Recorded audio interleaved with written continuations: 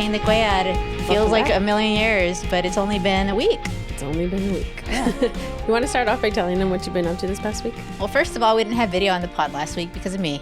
I'm a very involved person at every level, and I was in charge of the cameras last time, and I did not do a great job. Better you than me. But that's how I am just in general. I'm really, really involved. Things happen sometimes, and I'll take the blame if it's me. It is what it is. It sounded fine on audio. Yeah, but you didn't get to see us. It's okay. Maybe our hair was messed up or something. My hair was messed up. And also my eyelash looked weird or something. So it worked out. It's all good. And then law school? Yeah. So the last week has been crazy for me because I'm still in law school, and then we're trying to do this campaign, and then I have other life things going on. So just a recap of what happened since last pod. I started my externship for law school. Right. I need that to complete my degree requirements. So on Thursday, I was in court. And then later that day, we met with some community leaders. And then later that day, we also went to the Ed Couch Rotary Wine Mixer in Weslaco. Very nice event. Yeah, it was really nice. There were a lot of people there. Very nice people. Yeah, a lot of people who wanted to meet with me in the future. So that was cool. Tried to get out of there at a decent time because the next day we were flying to Austin. Right, right. So we did that in the morning. Went to the Rise Impact event, which is an event that was put on by Mothers for Democracy, also called Mothers Against Greg Abbott. And that was really cool. There are some things that I kind of already knew just from already being in this campaign for a while, but there was a lot that also was helpful. And I got to listen to and meet James Tallarico and Kendall Scudder. So that was really cool. Yes, Kendall was cool. I mean, they're both really cool. But yeah. I had never heard him speak that way. So yeah, I'd heard him.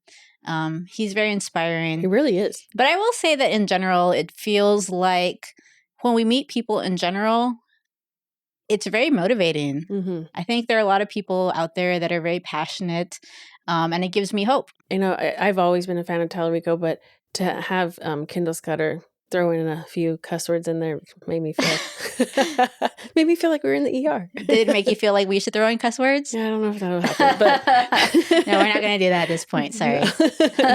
No, but I mean, it just showed his passion, and really his passion just to get us back where we need to be in order to listen to the people and become the party of the people again. Yeah, I mean, I think we've been the party of the people. But we just aren't getting the message out. Right. But he touched on how we just need to remind people of what we do. Sometimes I think a lot of women especially, like you just put your head down and do the work. Yeah. And if people don't know what you're doing, then they think you're not doing anything. And so it's about just making people aware of what the Democratic Party is doing. And I thought that was really cool. That's still Friday. We haven't covered the rest of the time. No. Yeah. And you flew back? Yeah. So went to that event, then flew back from Austin. The reason I did that was because I had already promised my brother Nathan that I was going to run a 10K with him. Which you like to keep your word. I do, even though I didn't really want to run. Kudos to you, because I tried to get her to cancel, guys. Not going to lie. I was like, don't you want to rest? And she's like, I told my brother I'm going. How did it go, by the way? It was okay. So we didn't come in first. Of course not. I'm never going to come in first in these things. I'm more of a sprinter, not a long distance runner. It's also harder, I think, for me at this age. So it happened. I finished. Hey, congrats. I've never done it before. That's cool. Yeah. And it wasn't cold, so it's good. It was a little rainy. So 10K, which is 6.2 miles. There were some walk breaks, but I mostly ran. And I will say that even though I don't really like going to run, it is also motivating being around the community, being around people who are cheering you on, being around people who are trying to be healthy. There's always some good, even though it wasn't my favorite thing to do.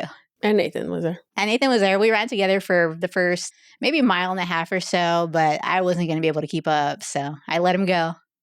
I released him. Go on, little bird. And then Saturday night after your race. Oh, yes. I had a night shift. I was almost forgetting that I had a night shift. That would have been bad. It was on my schedule.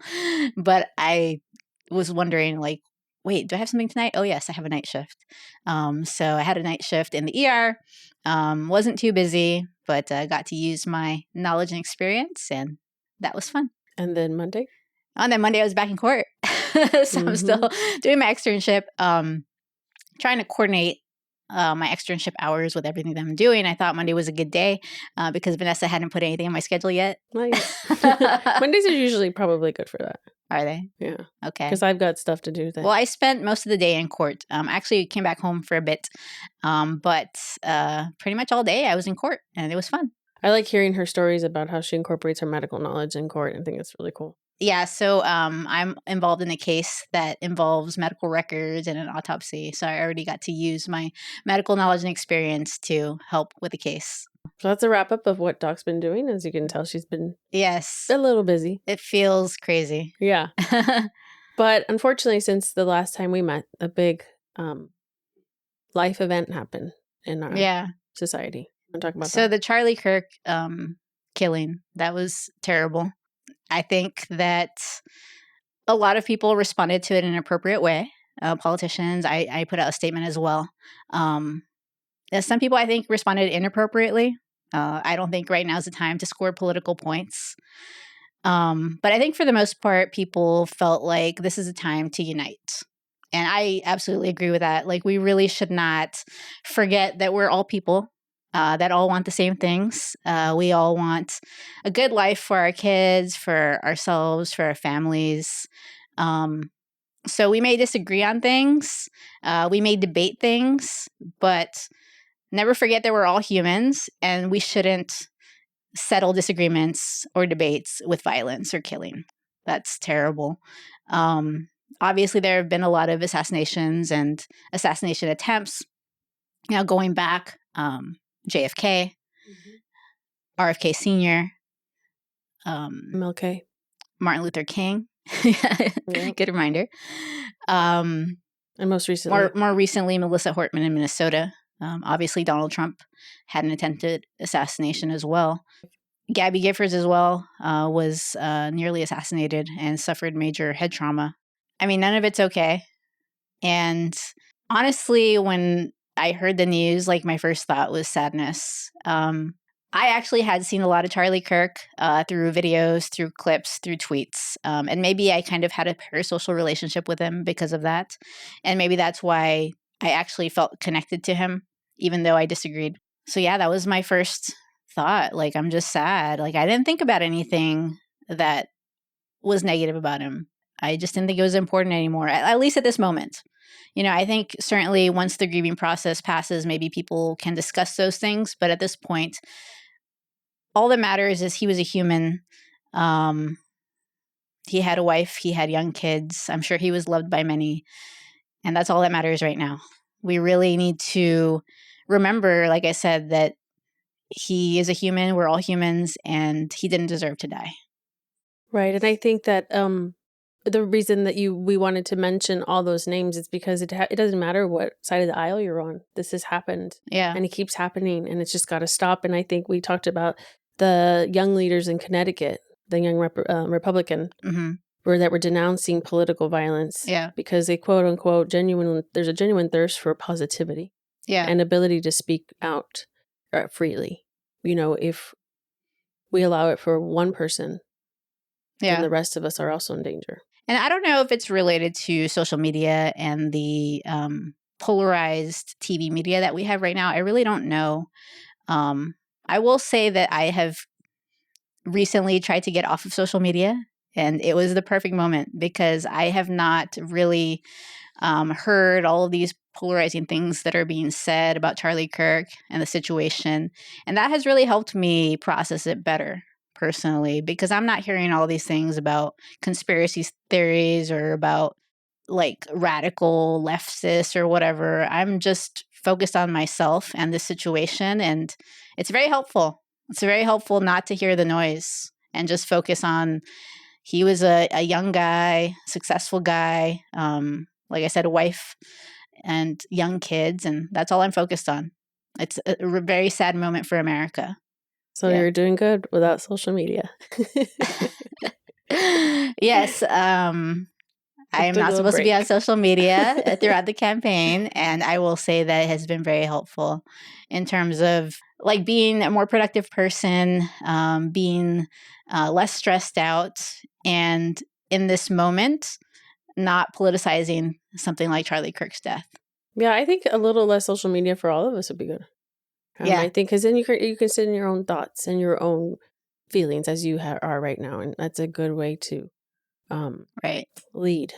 Right. And you're level headed and not listening to different Yeah. opinions and views. And I also want to say that this moment is important because we have to consider that we know a lot of people who agree with Charlie Kirk. We know a lot of people who are Trump supporters, and we have to remember that that's not all that those people are. That's a very small facet of who they are. Most of who we are is not related to politics or the people that we listen to on YouTube. We all care about very similar things. And I know a lot of Trump supporters. I'm friends with Trump supporters. And in fact, this past week, my daughter spent 2 nights with a family of Trump supporters because we're friends and we discuss the issues and we have some disagreements. But we also have some agreements. Like, surprisingly, we sometimes agree on things that are considered progressive, even. We just have to talk to people because I think when we hide behind screens, it's just a lot different. We get a lot angrier. We don't see the human. When you talk to people, when you look at someone in their eyes, it's just very different. Like, you can be a Trump supporter, but you're a human at your core that wants the same things for yourself, your kids, your family. And that's what matters. I think we need to stop polarizing ourselves and really just talk to each other. Right. So last week we introduced a new concept into this pod to have people call in, and the response was great. But I picked 2 fun questions. Well, one's fun and the other one you could. So this person didn't want their voice on the pod, clearly. No, these 2 didn't. But I liked their question because I think it gave me a little bit more insight in you. So from the first one, it's an anonymous person from Weslaco, your hometown. They want to know, what did you do in high school? I mean, that's very broad. Well, I guess like sports, activities. Yeah. So there weren't a ton of activities, but I was in sports. I always wanted to play basketball, even though I'm short. So that's a terrible idea. So I got to play basketball in middle school, and then I played in high school some as well. I only played through JV. I finally got to play, and I wasn't very good. I had some highlights of my career. There were 2 highlights. So one game, I actually was told to stop this girl who was making every shot, and because she was holding the ball from here, I just timed it perfectly, and I'd block her. So I shut her down the second half. Had a lot of blocks. I don't know how many I had. I also, in one game, right before half, made a half-court shot. What? Yeah. That's awesome. And my coach was like, "What were you doing?" I said, "I don't know. I practiced that at home." He's like, "Well, you made it, so I guess it turned out okay." But I was very much wondering what you were doing. I also played softball. I think it was just because friends were doing it and it was like, you want to join? I will say nowadays, I think Weslaco's so good at softball, I wouldn't just be able to make the team like that. So I don't remember how long I played, but I did play and had some playing time. I did well as a designated base runner more than anything. It's pretty fast, at least in sprinting, not in long distance. So I did that. And activity-wise, that was pretty much it. The rest was really just studying. Although in retrospect, I really didn't study that much. Lucky dog. I did my work. And I did what I needed to do. So that was pretty much it.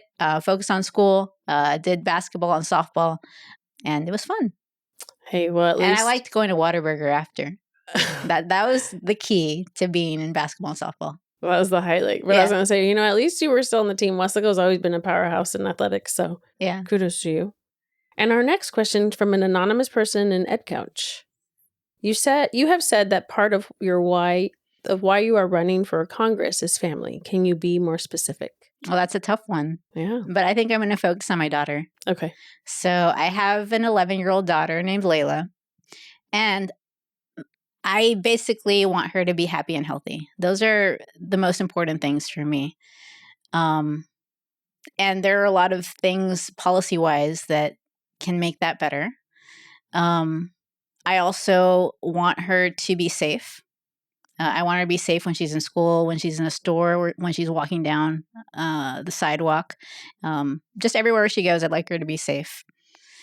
And I would want her to have a great education and have the opportunity to be whatever she wants to be. Obviously, if she has the grades and is capable. But there's a lot that goes into those things. Happiness and health are not just easy things. That includes the healthcare system, right? So having good doctors that are not burnt out, having clinics that are not overstressed, hospitals that are not overstressed, that would contribute to her being healthy long term.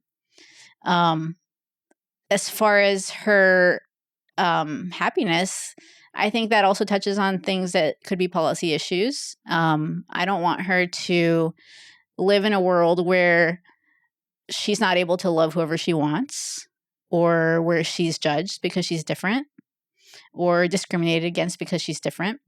And, I want her to be free to say whatever she wants and not be concerned that she's going to have something bad happen to her, whether it's something from the government or a person that is violent towards her because of something that she said.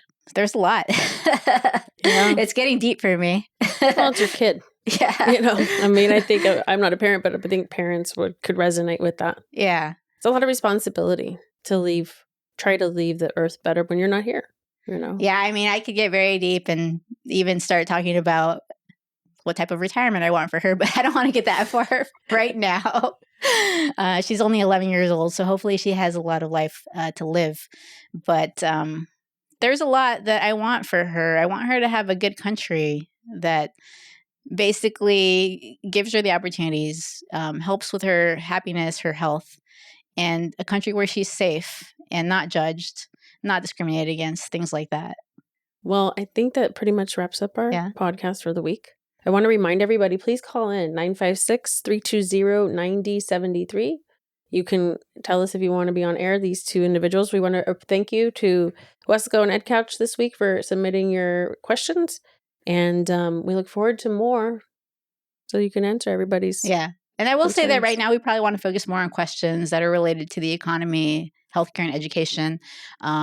We love questions in general, but I think right now we need to focus on the core issues. So some of the questions, if they're a little more specific about very specific issues, we may answer them later. Right. As we go further down the line. Yeah. But anyway, all right. Thanks, guys. All right. Until next time. And don't forget to go to drquedforcongress.com and donate. Bye.